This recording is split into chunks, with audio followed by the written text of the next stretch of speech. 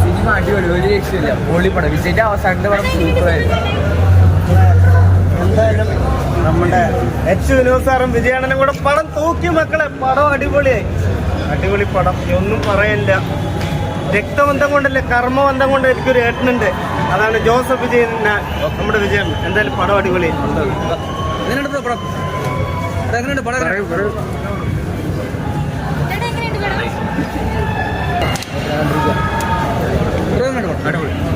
എങ്ങനെയുണ്ട് സിനിമ? എങ്ങനെയുണ്ട്?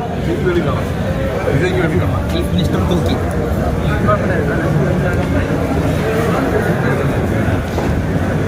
എങ്ങനെയാണ് പടം?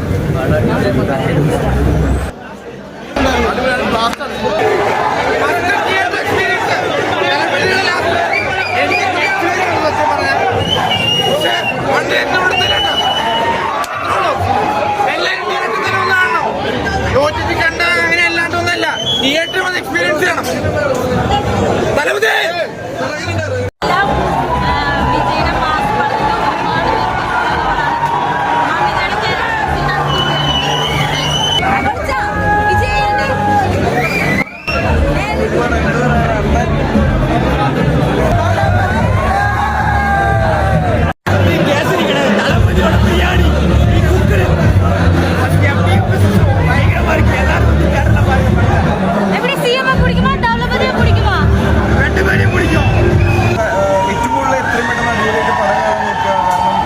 ലാസ്റ്റ് ഡാൻസ് കൂടിയാണ്.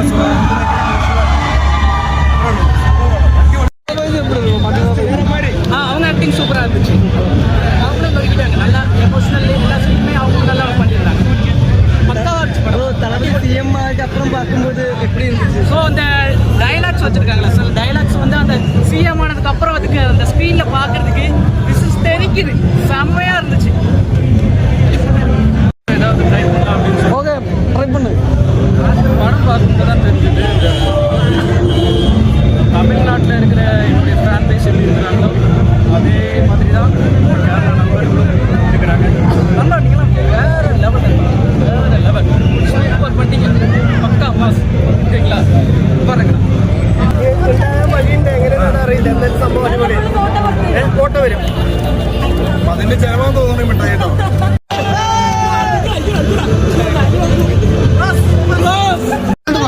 നമ്മൾ ഈ എല്ലാവരും മൊബൈലിൽ വന്ന് അത് കണ്ട് ഇത് കണ്ട് അങ്ങനെ കാണേണ്ട പടമേ അല്ല, തിയേറ്ററിൽ കാണേണ്ട പടം തന്നെയാണ്. ആഘോഷിക്കണം, നേരെ വരാം. തൃശ്ശൂർ പൂരം എങ്ങനെ ഉണ്ടാവും അതേപോലെ ഉണ്ട്, അകത്തും പുറത്തും. നമ്മളെ കൊണ്ട് എങ്ങനെ ആഘോഷിക്കാൻ പോലെ അത്ര ആഘോഷിച്ചു. ഹാപ്പി, മനസ്സ് നിറഞ്ഞേ പോകുന്നത്. വൈഫൊക്കെ ആദ്യമായിട്ടൊന്ന് ഫസ്റ്റ് പോകുന്നത് അവളെ പറഞ്ഞ് ഇങ്ങനെയൊക്കെ ഉണ്ടല്ലോ കേരളത്തിൽ, വിജയിന്റെ കേരളത്തിൽ ഇത്ര ആരാധകരുണ്ടോ, അതേപോലെ ആഘോഷിച്ചു.